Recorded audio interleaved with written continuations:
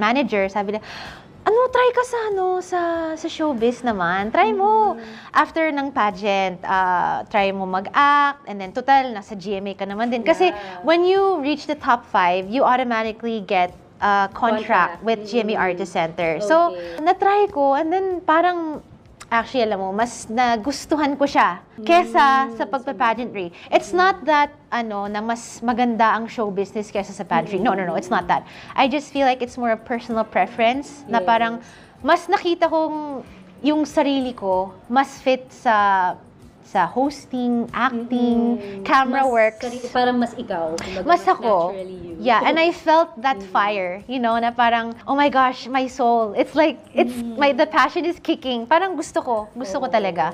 And so, the rest is history. And how was your transition from being a beauty queen to an actress? Was it hard?